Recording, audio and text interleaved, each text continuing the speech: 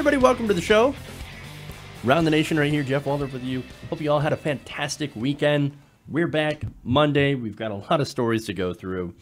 A little bit of fun, a little bit of disaster, the usual kind of mix, and of course, plenty of Trump stuff, because, you know, this is the era that we live in. But we also we're going to talk about France, because I think that's really important, what's going on in France right now, and especially what the protesters have done and what they are starting to get in return for protesting. So this is fun. So we're going to have a lot of good information on what's going on in France. But we'll also have a Supreme Court ruling that's actually really good. No, it's not a Supreme Court ruling. But nonetheless, the Supreme Court giving a victory to women all over the country. That's fantastic. We've also got more information on William Barr, that's Trump's attorney general pick. They might have actually found somebody worse than Jeff Sessions. And Matthew Whitaker. Look, if you thought that, oh no, Jeff Sessions, nobody can get worse than Jeff Sessions. All right, Jeff Sessions is gone. Now let's look at Matt Whitaker. Oh my God, Matt Whitaker is actually worse. No, I think they've outdone themselves with William Barr. And I'm going to explain that, not just from the he'll let Trump get away with pretty much everything line, because look, we're already all talking about that, right? That's been the main topic of conversation when it comes to William Barr, what he thinks about Trump and letting him get away with, you know, the possible crimes and things like that. Oh, no. This has to do with actual policy. So that's actually really important as well. And then you combine those two things together, and it's crap. So, can't wait to talk about that. And then, like I said, we'll start out with a smoking gun. What's a smoking gun? We'll talk about that. But first, you guys, if you want to help out the show, you know what to do. Patreon.com/TYTNation. Also, Super Chat. That goes to help fund the show so we can continue doing this fun content. And I can stay on the air 5 days a week, which would be nice. Not having to pick up a second or third job. That'd be fantastic. So, patreon.com/TYTNation. Also, what we're doing is we are selling mugs. I don't have one to show you yet, but I will soon. And you're going to love them. So, mugs, t-shirts, we got merchandise now, so check out our Teespring. We've got the link in the description right now, so if you want to buy that and help the show as well, plus have a mug so you can rep. That's the way to do it. Maybe get one for the holidays or something like that. Let's see. What else do we have? Also, I'm going to plug Microbinge here. I'm basically doing a partnership with Microbinge. Basically, it's a social media site that is trying to be ad-free. So they're not trying to get up in your business like Facebook is. And I'm going to create a profile up there, and you can follow me as well once I get around to doing it. So once I do that, you can follow me on the Microbinge page, and we'll see what happens. All right, so that's it. Let's dive into the stories here. We'll start out with the smoking gun. This should be a lot of fun.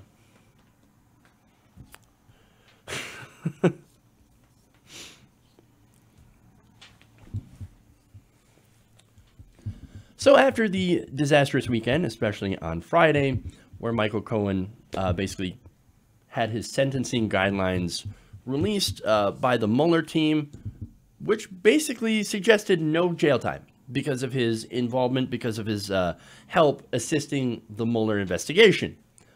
So in that, basically Robert Mueller said, oh, you think you got power? Oh, you got pardon power? Well, guess what? I've got powers too. Let me show you what they are. I have the problems to make sure, or I'm sorry, I have the powers to make sure that your problems get far worse. So naturally, on Monday, Trump comes back to work and immediately starts his day by tweeting attacks on Robert Mueller. Not only that, but on James Comey as well. Now, in these tweets, these are interesting because users found a couple of typos. Not surprising. Apparently, he does not know how to spell smoking. He said Democrats can't find a smocking gun, which he later followed up with no smocking gun. Now look, apparently not the first time, 2 times, 1 tweet, he does not know how to spell. So now the internet, in all of its hilarious glory, decided they were going to have a little fun with this, with some celebrities tweeting out. For one of them, Zach Braff. Now, he said, quote, he can't spell smoking, not a typo. He did it twice. He can't spell smoking. Now, look, the reason that this is, I guess, kind of not really a big deal, but something that people are pointing out is that he's not just a regular person off the street. He's president of the United States. He should at least know how to spell. And look, I don't know. Here's what I'm going to do. I'm going to try to type smoking in a tweet and see whether or not it comes up on the spell check. I probably should have done this in advance of this, but I've got to know. I've got to know. Is he not getting... No. Smocking. I don't know if that's a real word, but spell check isn't catching it. So, well, that's interesting. That's a twist. I didn't expect that. But smocking is not the same as smoking, even though spell check says apparently smocking is a real word. Okay, let's go to more tweets here. It's a fun little on-air experiment. Paul Bagala tweets out, with respect, sir, what are you smocking? I don't know, man, but I could use some of it. Sean King says, I'm so confused. Not once, but twice he said smocking gun. I'm being dead serious. How does that happen? Well, I just proved how it is, how that can happen. He just doesn't know how to spell. He's not a smart person. He is not a very stable genius. He does not have big brain. More.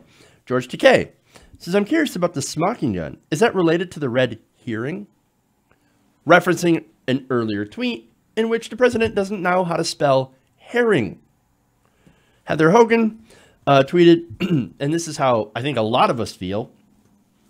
2018, waking up and seeing smocking gun trending and already just knowing exactly why without clicking on anything. And Dana says, smocking gun can only mean one thing. It's morning in America. Matthew Kick says, I'm going out for a smock break. Can you pick me up a large covfefe on your way back? That's great. And finally, the best one, Charlotte Clymer said, this morning, above all mornings over the past 2 years, I'm thinking of all the times I was a kid and heard an adult say, if you study really hard in school, maybe one day you could be president of the United States. And look,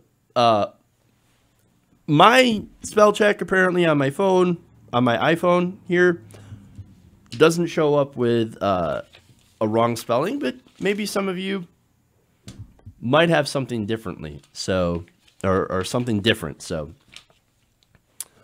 all I'm saying is that that is not the right way to spell smoking. Here I am having my own problems with pronunciation today. All right, let's go to the next story. Tangentially related, but a little bit different.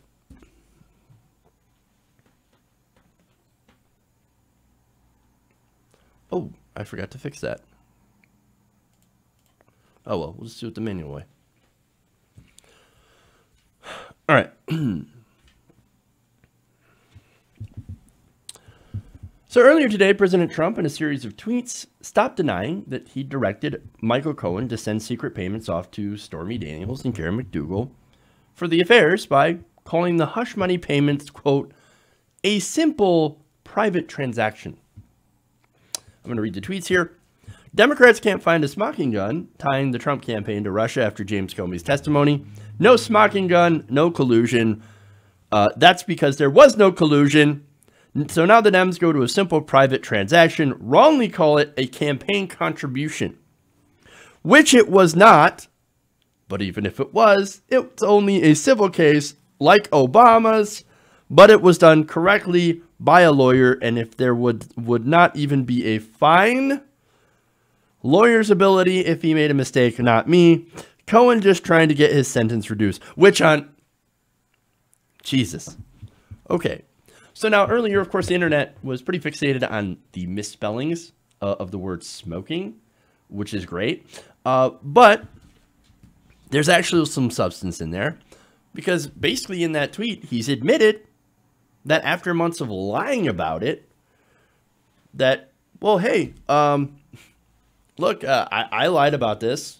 And by the way, that should be a bigger deal. The fact that he did lie to the entire nation about, oh, I didn't know anything about Stormy Daniels. Was Stormy Daniels payments? No, I never talked about that. I never did Stormy Daniels payments. I never directed Michael Cohen. I didn't even know about it. Michael who? Michael Cohen. I don't even know the guy. He was like a coffee boy. But no, he's finally admitting, yes, I basically directed Michael Cohen to pay off these people. But it's not a campaign contribution. What are you talking about? So now we all kind of expect the president to basically just lie, have like everything that comes out of his mouth is basically a lie.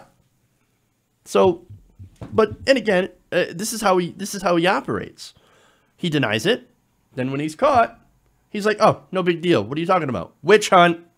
It's nothing more than a witch hunt. Man, this supposed witch hunt seems to be finding a lot of witches. Weird. So now, on the subject of, hey, it's not a big deal. Well, it actually is kind of a big deal. New York Times columnist Jen Rutenberg noted in response to that tweet, in Stormy Daniels, Karen McDougal hush money deals, prosecutors didn't see simple transactions. They saw a brazen effort to deceive the voting public through illegal means meant to hide that deception from campaign disclosure requirements. You know what's funny about all this, right? Is that the whole thing started with their own kind of simple private transactions with Trump's mushroom penis. I know, right? That's what this whole thing is based on. And now he's like, I want to hide the fact that I made that transaction. So I'm going to make some other transactions, this time the monetary kind. Get that out of your head, man. Seriously. Get it out of your head. Brain bleach. Okay. Anyway, Cohen, look, what happened is that Michael Cohen basically admitted to helping to bury a story months before an election. It's not a coincidence, right? That money was used to protect Trump's political campaign.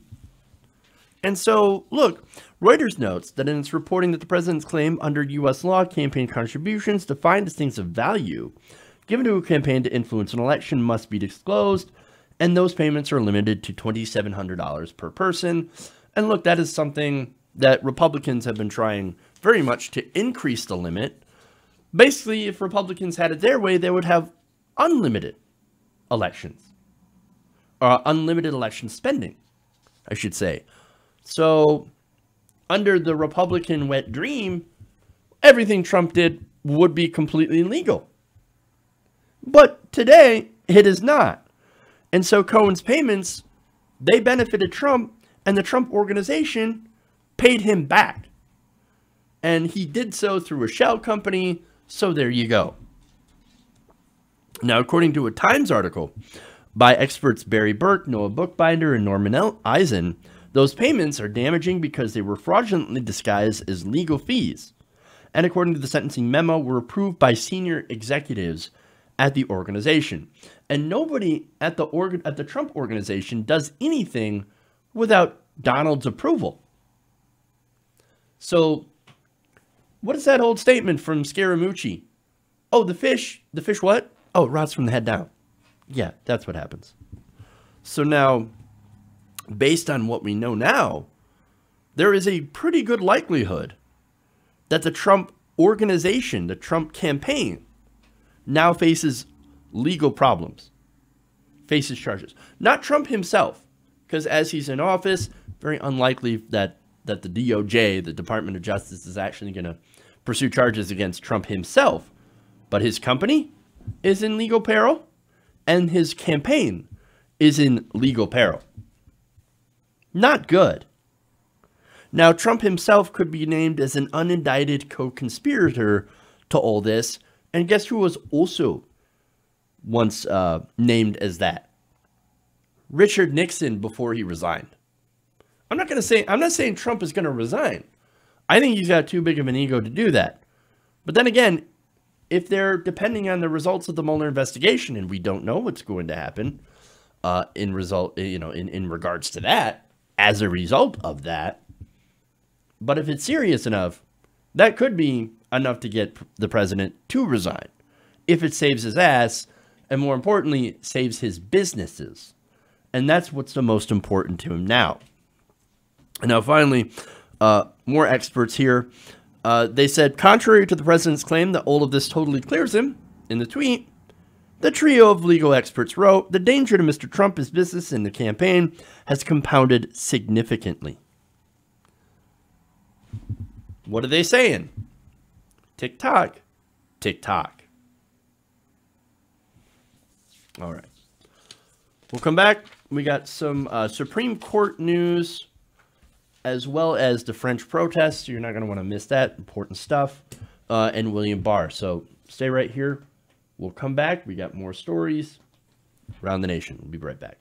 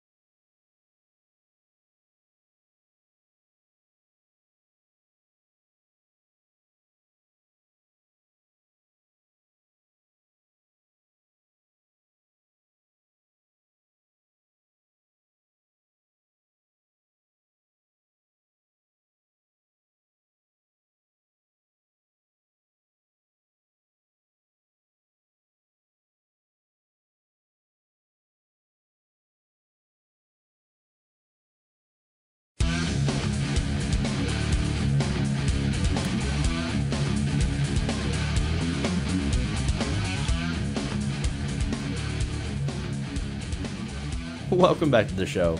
Around the Nation right here. Jeff Waldorf with you. I love you guys in the chat that are just taking this smocking thing and just running with it. Like the rest of the internet, man. It's great. So, God bless. Have at it. Maybe some of you are later on gonna smock some pot. Hey, it's legal here in Michigan. You can smock all day if you want. You just can't own any plants yet. No, actually you can, but the Republican Party here in Michigan is trying to make sure that you can't. So where are you going to get the pot to go and smock? I don't know.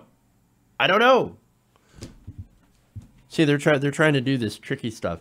I talked about those stories, and that's the most frustrating thing here, living in Michigan. We voters said, no, we would like to be able to smoke pot whenever you want. And grow plants and whatever, right? We also want democracy here in Michigan.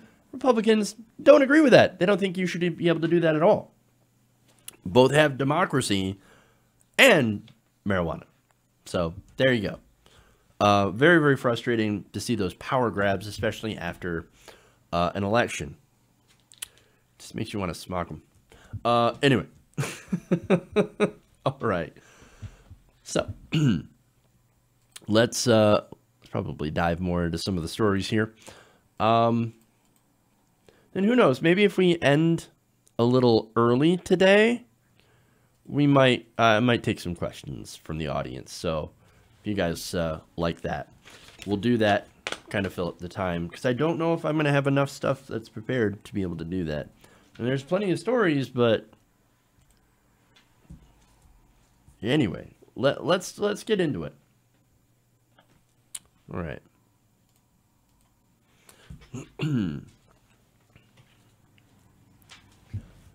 The Supreme Court on Monday has stopped efforts by several states to block funding for Planned Parenthood. Now, what's interesting is that the court, only 3 conservatives agreed to hear a case that would have gone against the opinions of 2 other lower court opinions that said the states would be violating federal law if they decide to terminate contracts, Medicaid contracts, with Planned Parenthood affiliates that offer preventative care. Now, this preventative care is for low-income women. So you can see why it's actually really important to have Medicaid be able to work with Planned Parenthood and their affiliates, right?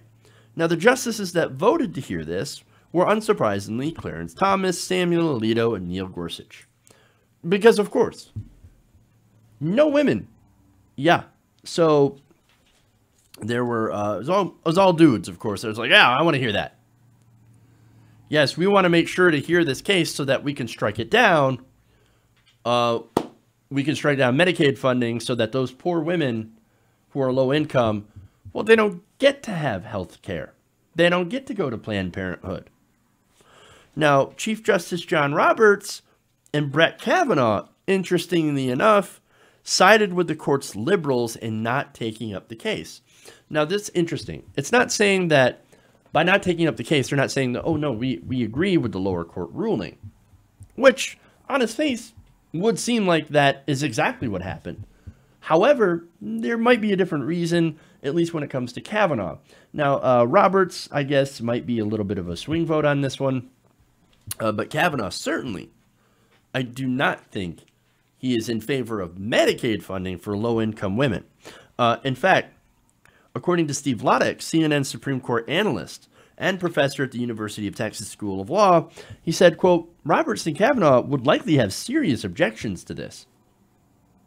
But he notes that such votes seem to signal that they would rather avoid contentious, high-profile disputes for now, at least where possible. So understand that, right? So basically, like, oh man, we would love to be able to get rid of Planned Parenthood funding for Medicaid for the states. But we really don't want to draw more attention to ourselves than we have recently. You guys remember, we were there covering it during the entire Kavanaugh confirmation process. So, and that got incredibly heated. There was a lot of attention. And so we're not shocked about that. Now, the other thing is, while Kavanaugh is still trying to kind of lay low after that contentious nomination process, you also have Christine Blasey Ford, which, by the way, is still getting death threats to this day. Still doesn't feel safe at home, still getting attacked by conservatives, threatened. So understand, right? So you have a justice here, a Supreme Court justice, like, oh man, I just don't want to get heat in the media anymore. Whereas his alleged victim is still suffering constant harassment. So kind of understand how that is the epitome of white male privilege right there. So let's be fair on that. Now, those same people, by the way, who are attacking Blasey Ford are probably likely to be pissed off by this ruling because it allows Planned Parenthood to continue to actually serve low-income women and do things like give cancer screenings, contraception, and other services. Now, the two states that tried to get this up to the Supreme Court were Kansas and Louisiana. Republicans in both those states said, well, look, we don't think women should have preventative health care screenings. No, they should shut up and get in the kitchen.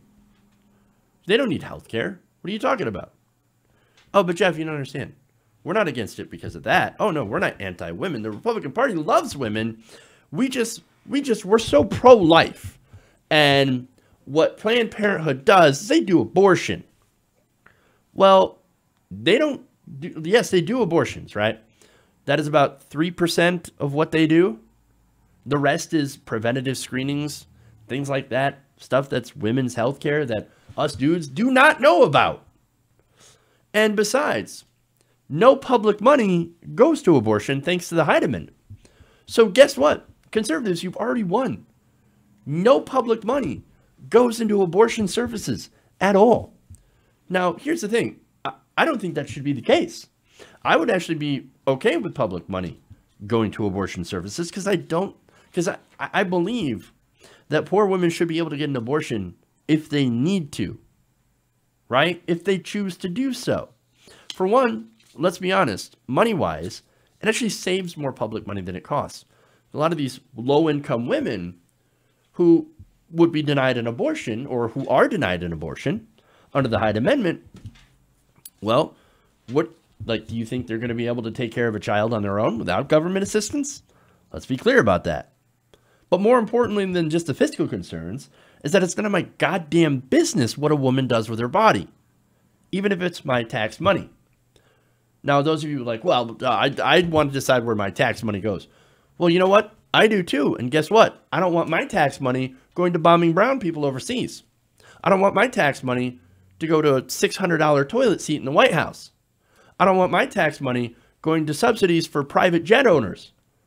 So if you don't like that, well, I don't like that. So if you don't like your money going to women on food stamps, well, suck it up. Because I certainly can't decide where my money goes. That is unless, of course, you get involved in elections and elect politicians who decide, yeah, you know what? We're not going to give subsidies to giant corporations. And I'm all in favor of that. Now, that said, my big concern, as you probably just noticed there, is public money going to private corporations. So maybe we should talk about that, or the money we spend on endless war. Look, I don't know if you know about this, right? You're probably going to be really surprised. But being pro-war is kind of the opposite of being pro-life. You are not pro-war. I'm sorry, you're not pro-life if you're pro-war. I'm just saying. Just saying. Now, again, the reason this ended up in the Supreme Court is because of Kansas, Louisiana. They decided after these doctored videos, these heavily edited sting videos by the Center for Medical Progress were created for the sole purpose of getting these state governments to have a reason to cut Planned Parenthood funding because they just don't like Planned Parenthood. These videos, they worked in Kansas and Louisiana. They cut their contracts, right? And look, this is what happens. It's what happens when you don't have an argument. You make things up. You doctor videos to try to get people in government who believe the same way that you do to have a good reason to go against Planned Parenthood, which is an incredibly popular organization. In fact, a majority of Americans believe that we should continue funding Planned Parenthood services because of what they do for women, especially low-income women. So, now the thing is, thankfully, it failed. And I think it failed hubris, right? Let me explain why. So, if it had been for example, if the Republicans had nominated, if Trump nominated somebody who is a milquetoast, like, Republican, right? Someone who didn't have the baggage that Kavanaugh had brought to the Supreme Court nomination, he probably would have ended up sailing through.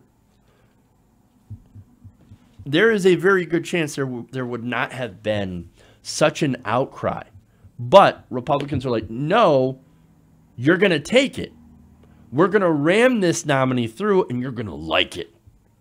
Which is pretty, of course, emblematic of the whole situation surrounding Brett Kavanaugh and the allegations. Okay? And let's be fair on that one. Again with the terrible mental imagery. I'm sorry, guys. But that's what they did, and there are repercussions to doing that. And so, here you go. That ramming of Brett Kavanaugh through, despite massive unpopularity, might have actually just had a negative impact on the conservative movement and directly influenced this ruling. Fascinating, isn't it? So, I don't know, maybe we can learn a lesson from this. Maybe continue to focus on the sham that was Brett Kavanaugh's hearing. So maybe that, in the hopes that maybe we can shame him into not ruling on things related to women and women's health. At least that way, we could try to protect women as much as we can through this administration and beyond. Because, look, let's be honest, for the next couple of, generations, the Supreme Court is basically now in Republican hands. And so we got to take our victories where we can and really keep our focus on protecting the rights that we have. Because if we turn our backs, if we don't keep the spotlight on these guys, then they're going to move in the shadows to take away our rights and the rights of our families, the rights of our friends, the rights of women, and the rights of LGBT folks, etc. So we need to be good allies and step up. Okay.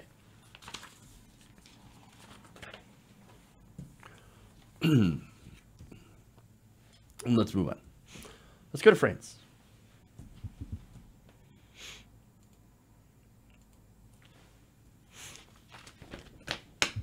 You guys are probably going to love this one.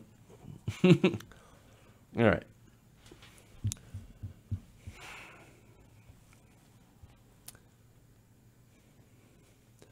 So for the past month or so, France's neoliberal establishment has been dealing with a few protests.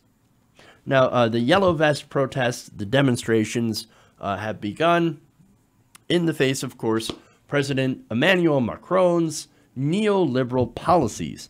Now, these people, these protesters with yellow vests, are basically representing poor and working people, and have been calling on the government to stop supporting the wealthy elites and move away from neoliberal economic policy. Now, there's a lot of outlets that have reported on this, and they've been talking about how, this is a Trumpian response to environmental policy like carbon taxes. No, that is not what's going on. Now, does the tax have something to do with this? Yes, I'm going to explain that. Now, first, I'm going to go to President Trump's response to this to show how everybody's getting it wrong. And we'll start out with the most wrong person in the world, President Trump. Now, he said, "I'm glad that my friend Emmanuel Macron and the protesters in Paris have agreed with the conclusion I reached 2 years ago." And what conclusion is that, Sir Orangington? He said, "The Paris Agreement is fatally flawed because it raises the price of energy for responsible countries while whitewashing some of the worst polluters." So, oh no, you know what? This is about the Paris Climate Agreement. I was right. I was right. The Paris Climate Agreement is stupid. Let's let the world burn. You realize we have 12 years left before climate change becomes basically irreversible. No matter what we do, we will not reach the 2 degree Celsius warming limit that is sustainable for basically human life. Like, we're kind of teetering on the edge here. And here's Trump saying, no, yep, Macron, yeah, he was right because I was right, and the Paris Climate Agreement sucks. That's not what's going on. Here's the thing, right? Now, the French citizenry is against a tax, right? Now, they're against, it's not necessarily a carbon tax, it's actually a fuel tax that has raised the prices of diesel and gasoline. Now, that tax is actually the final straw in a slew of business-friendly and anti-worker legislation. That tax is a regressive tax. And by the way, it just adds to the already 20% value-added tax that people in France already pay. Those taxes are regressive, meaning they hit the poor and the middle class much, much harder than they do on people who are wealthy. So now again, median monthly pay in France right now is about 1,700 euros. So that's not very much. And it can cost about 80 euros to fill up your car. So gas is really expensive in France. So that is a significant chunk out of your paycheck to just fuel up your car. So now that hurts, right? So now the people, of course, complain. They're like, hey, Macron, it costs too much for us to get to work, especially when we're living in the rural areas of France. Can you do something about it? Okay, well, here's what Macron basically said. Oh, you got a problem with fuel being expensive? Okay, well, carpool. Well, not everybody has the ability to carpool. Not everybody, especially if you're living in rural areas, has the ability to carpool.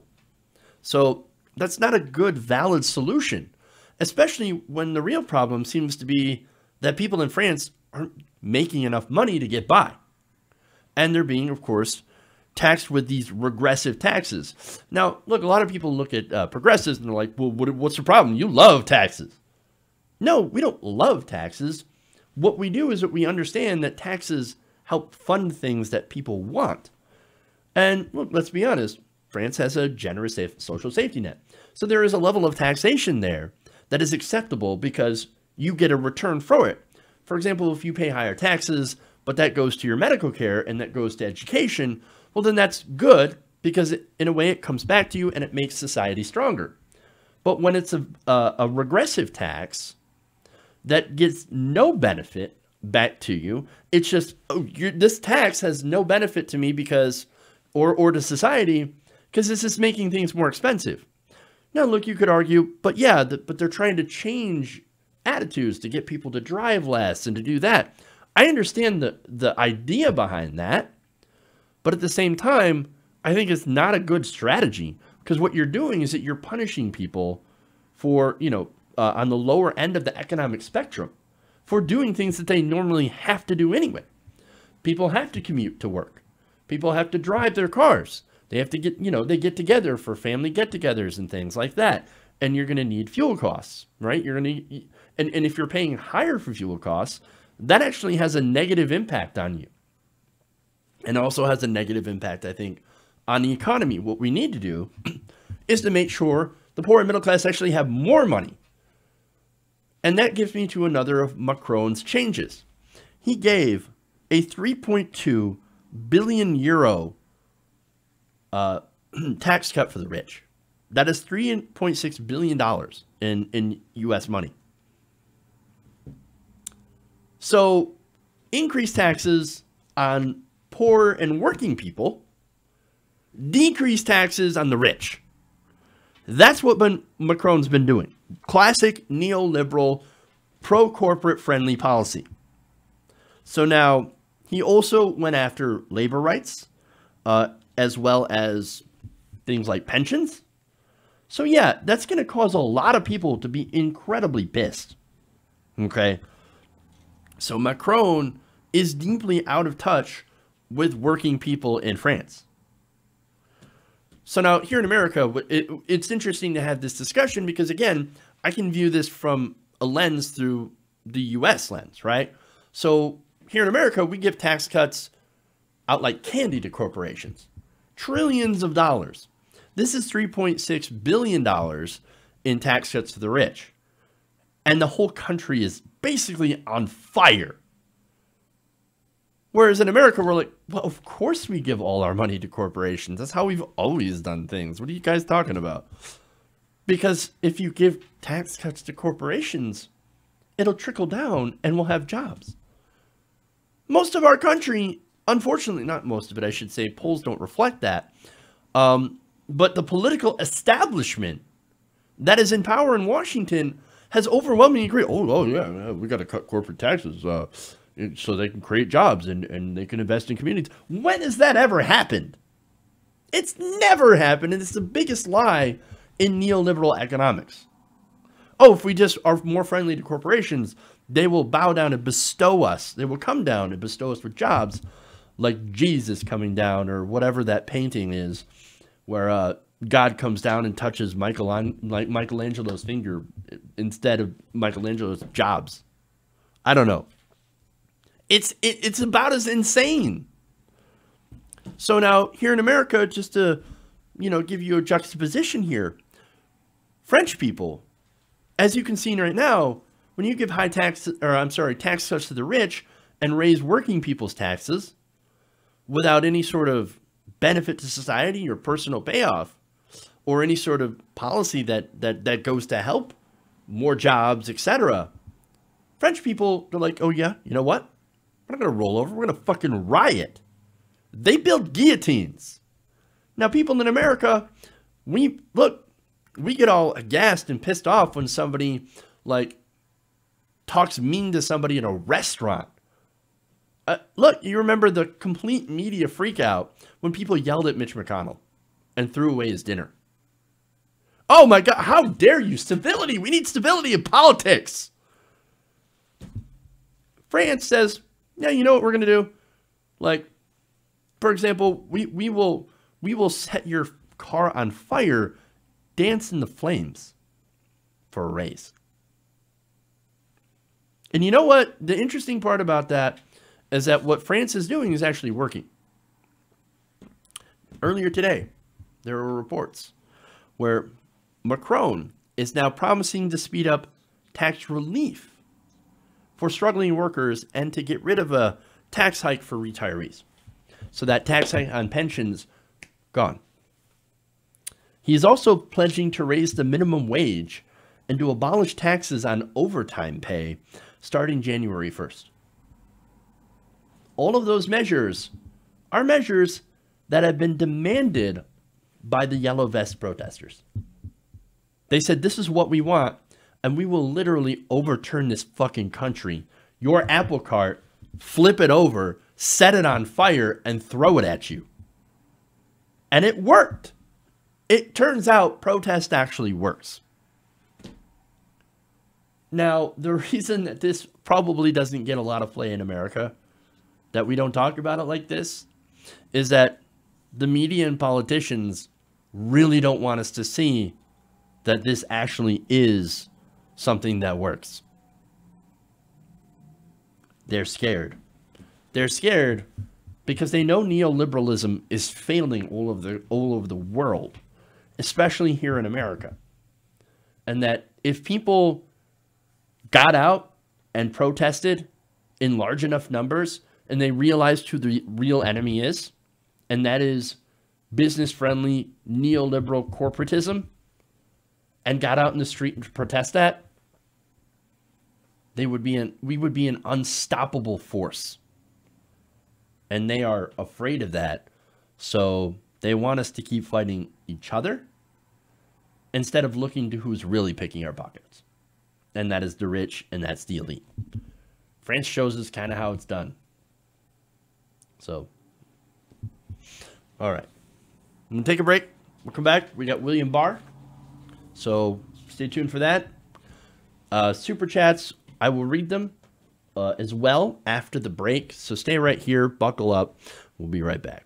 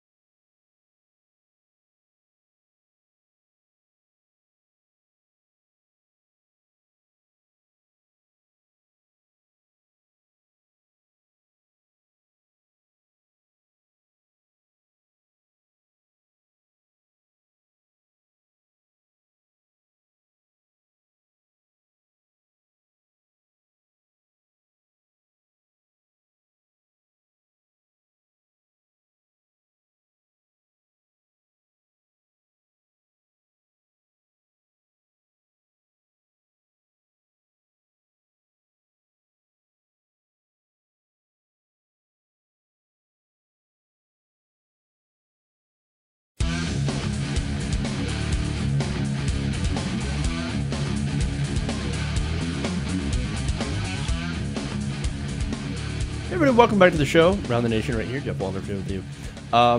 So I just want to address a couple of things in the chat. So I don't know the most about obviously living in Europe because I never lived in Europe. So there was a European viewer. I made a point that, hey, look, most people don't use cars in Europe. I understand that public transportation is actually far better in Europe than it is and far more prevalent than it is in Europe. But public transportation, if I'm to understand this correctly, public transportation is really only available in cities, right?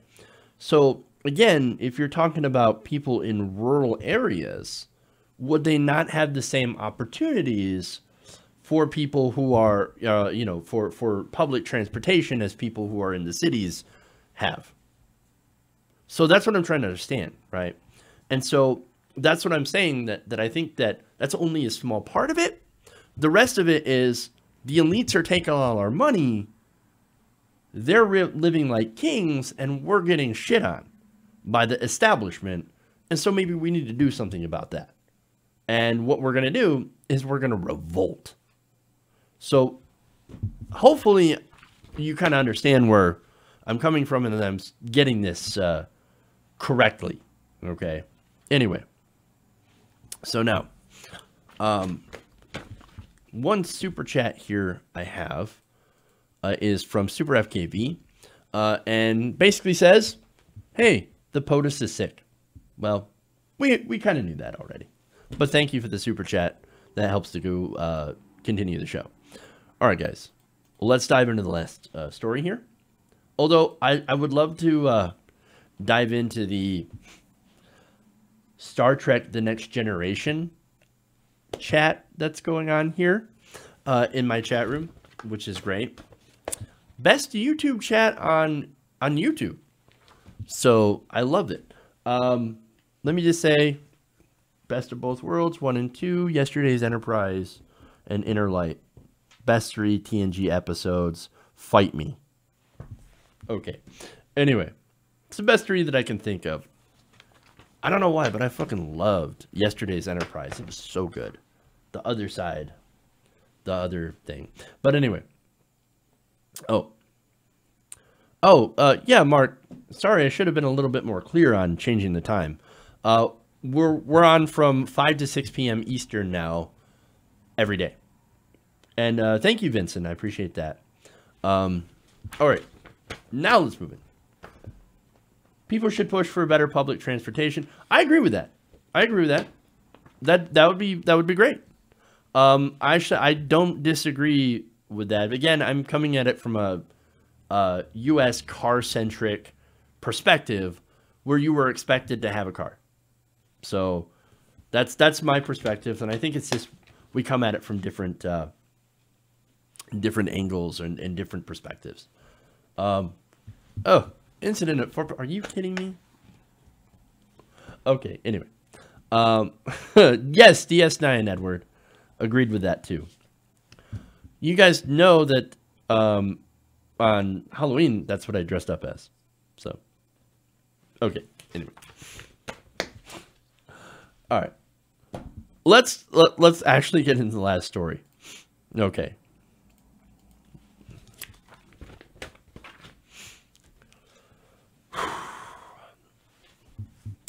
So William Barr is Donald Trump's nominee for Attorney General. Now he would be replacing Jeff Sessions, who was fired, and acting Attorney General Matthew Whitaker. Now both Sessions and Whitaker are terrible picks for the country. So this is one of those things where it's like, oh man, who can get worse than Jeff Sessions? Jeff Sessions is freaking terrible.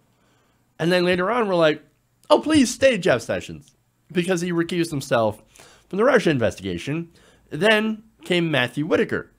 Whitaker, of course, acting Attorney General, has almost no chance of being confirmed by the Senate, so especially by Democrats. And so, and it's because of his desire to protect Trump from the Mueller investigation.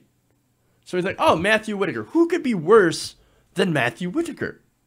Well, it turns out Barr, who has been chosen by Trump, might actually be worse than either of them on policy grounds. Now, again, on the issue of protecting President Trump from the Mueller investigation, Barr is on board. And I reported that in a different video. However, there's other things that I'm going to get to. Now, of course, you wouldn't know that he's terrible if you would have listened to most of the media, who has reported that basically in Washington, Barr is regarded as a respected, experienced moderate, likely to win support from Democrats and Republicans. Why? Because he had served on as George H.W. Bush's Attorney General. Well, I mean, H.W. Bush, he's very respected president. And so anybody who served under him obviously must be great. Well, again, I've talked about that in a different video, why he's also terrible. He let people, go for Iran-Contra and things like that. So definitely not a moderate. So as he's getting vetted more information tends to come out when that happens. And that showed him basically as a fundamentalist Christian who would try to turn the Justice Department into basically a sort of religious inquisition, if you will. And I'm not kidding. Back in an essay written in 1995, uncovered by the Daily Beast, or at least being reported by the Daily Beast, Barr expressed a view that the American government should not be secular. So that whole separation of church and state thing, oh, no, we're not interested in that. No, that's too secular. No, we're a fundamentalist Christian state, and that's what we should be. He said, we should impose a, quote, transcendent moral order with objective standards of right and wrong that flows from God's eternal law. Now, the essay is titled Legal Issues in a New Political Order, and it was published in the St. John's University Law School journal, The Catholic Lawyer. So this is based on the Catholic faith. Now, the American government, he wrote, was predicated precisely on the Judeo-Christian system that flows from God's eternal law. But since the 1960s, the state no longer sees itself as a moral institution, but a secular one. And that, of course, to him is a terrible thing. He's like, oh my God, this is horrible. We're actually secular. And we're not running on Christian morality. Well, I'm not interested in your Christian morality. And I'm pretty sure the country's, not only atheists, but people who are not really religiously affiliated, or specifically not Catholics, were not interested in your moral order. So now Barr, probably knowing that, says that through legislative action, litigation and judicial interpretation, secularists, right? And this is saying that what we apparently as secularists did, we continually seek to eliminate laws that reflect traditional moral norms. Decades ago, we saw the barriers to divorce eliminated. 20 years ago, we saw the laws against abortion swept away. Today, we are seeing the constant chipping away at laws designed to restrain sexual immorality, obscenity, or euthanasia. Yikes. So what has been progress? He looks at that and says, oh no, that's not progress. That's being against morality. Ooh, how dare you? How dare you be more secular? How dare you give gay people rights? And that's what he means by sexual immorality. So, oh boy. Now, there's more. Daily Beast writer Jay Michelson points out that those barriers to divorce, by the way, that he hates, that he rails against, right? Getting rid of those barriers often forced women to remain in abusive or miserable marriages and treated men as the head and master of the household with near absolute power, especially over shared property. So understand that that's his viewpoint. That's his viewpoint. Hey man, I believe we should be the head and master, and that if you want to get a divorce, you shouldn't. We should put up significant barriers to you getting out of a marriage that you don't want to be in. Unless, of course, the man says so, because the man is the sole arbiter. That's what this guy is thinking. That's what this guy, unless he changed his viewpoint, that's what he believes.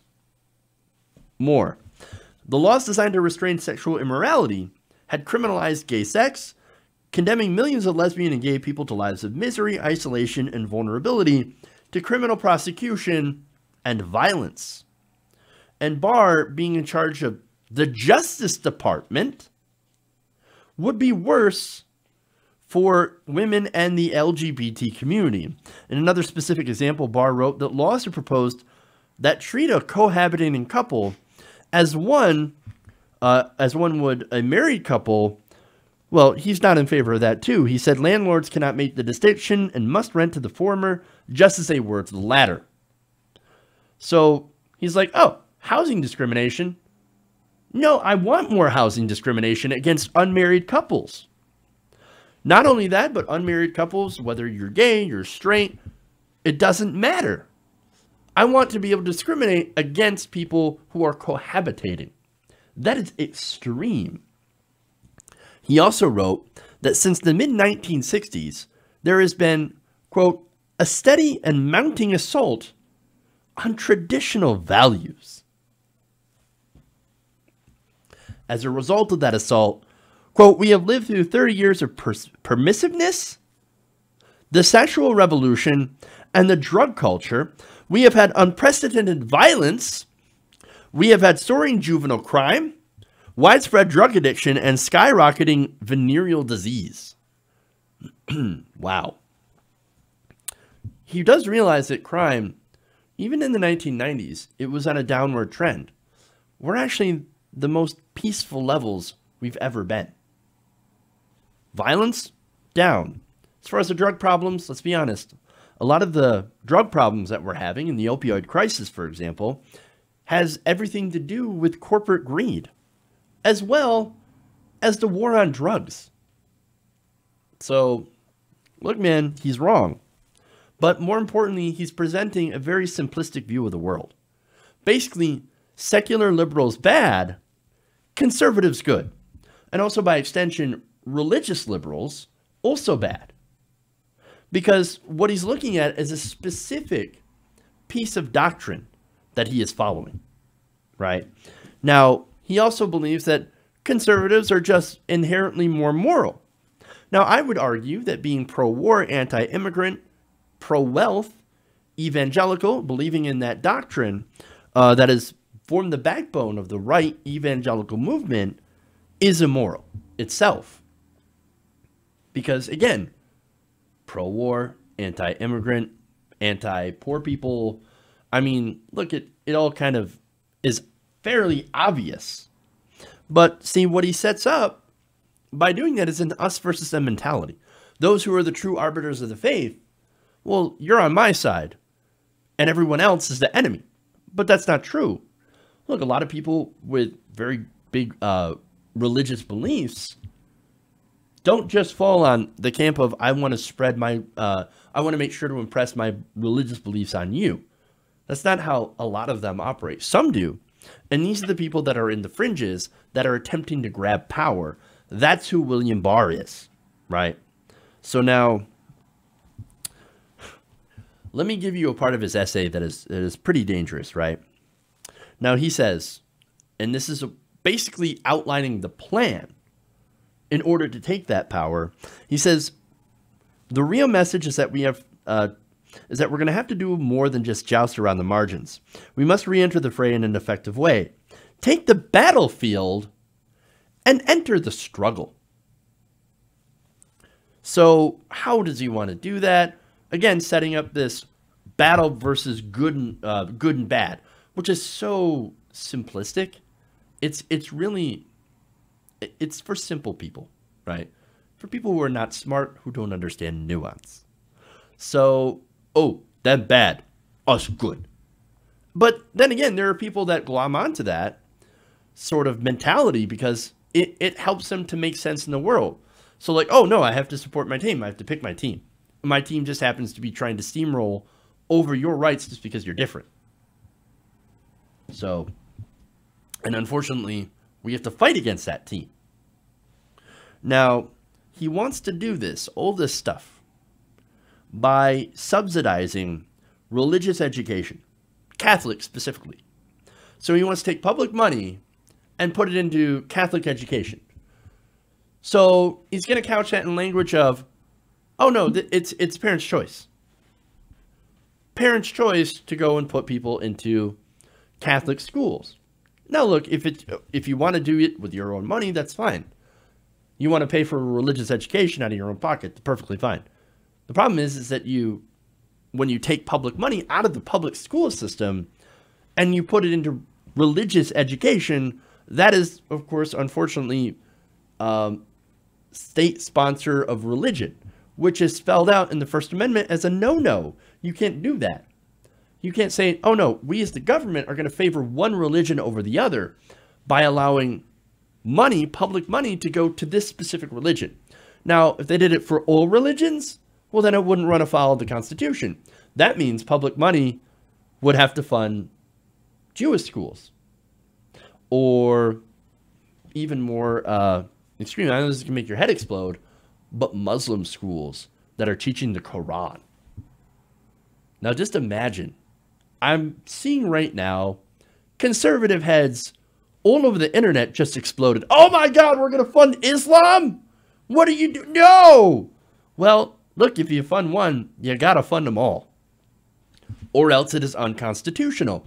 So what the person that is going to take over, possibly, the Department of Justice, does not believe in the Constitution, in the core tenet of the First Amendment, which is freedom of religion. Ironic, as he calls himself an incredibly religious person. So, and of course, does that by ultimately doing state-level vouchers and then going to federal vouchers. And he says, we should press at every turn for the inclusion of religious institutions. We need to fight those cases in the states up to the Supreme Court, which is now conservative in majority. Whether or not we prevail on programs should make no difference. The message will get stronger. So his plan is to basically indoctrinate children and then have those children take over the government. Boy, you know, they are really playing the long game on that one. So that, you want to call him a moderate? You got the press here calling him a moderate. He is no moderate.